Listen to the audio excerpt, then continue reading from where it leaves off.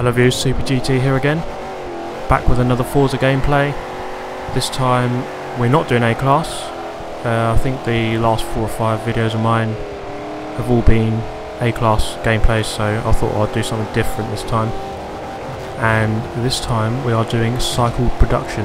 So for those of you who don't know what this is, everyone has the same car, tuned to exactly the same PI, so there's no differences in the cars, obviously, other than the colour. So it just makes it a matter of driver skill. The emphasis on driver rather than the car. There's no tuning involved or whatever. You just race what you're given with. You race what you're given, and then that's it. It's down to you then. So it's actually quite a good. It's a good hopper actually, because the cars are equal. The races are a bit closer, and the races are a bit longer actually. So you'll see here. I'll just skip to the start of lap 4 because not really much happened in those few first laps. This is where the race gets a bit interesting.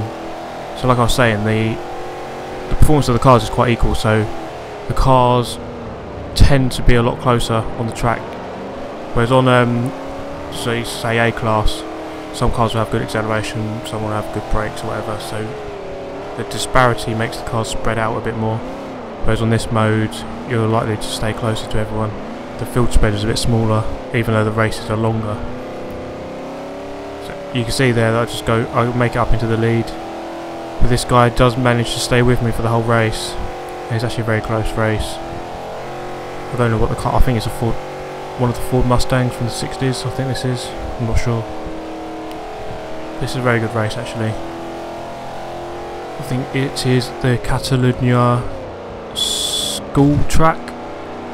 The guy makes a bit of contact with me, going around the first corner, and he's sticking with me. But when you're in the lead like this, you just have to make sure you don't do anything too stupid.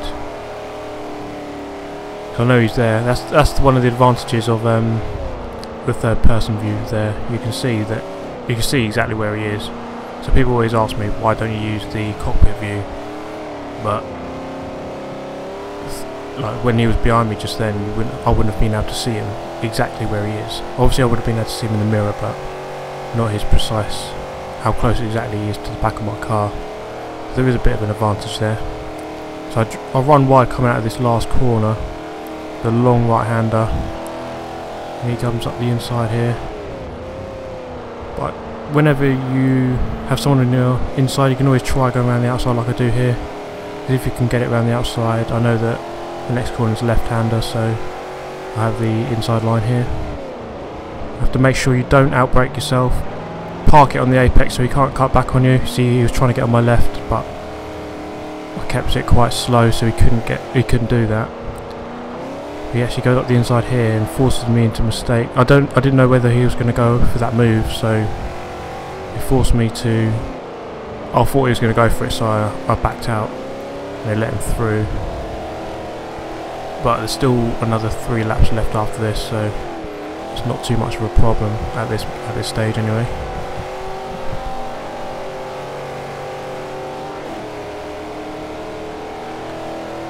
So there we are, coming up into lap 7 of 9. Like I was saying, these races are a bit longer than the normal like A-Class lobbies or whatever. These races tend to last about 8 or 9 minutes. Whereas the other lobbies last about 5 or 6. So you have to be a bit more consistent in these races. Sometimes they can get boring because if you're out on your own, you drive around for 10 minutes with no one. But obviously this was quite a close race. Cut the corner a bit there, but let's not say too much about that. And he just tries to get up the inside here, but I just close him off. That's like another example of the third-person camera and how advantageous it is. So I actually can see where he is exactly. So I'll just fast forward to the last lap, lap 9. Now I don't know if you can see, there's a back marker just coming up, and he's going to come into play in this race. because it's quite a short track, and obviously 9 laps you are going to maybe lap some of the stragglers, let's put it that way. So I'm already catching up with him, and yeah, it's annoying when this happens on the last lap when I'm in a close battle. Some guy has to just ruin it, but he just doesn't seem to want to move. And there we go, I'm up the inside, but I haven't got a very good entry line.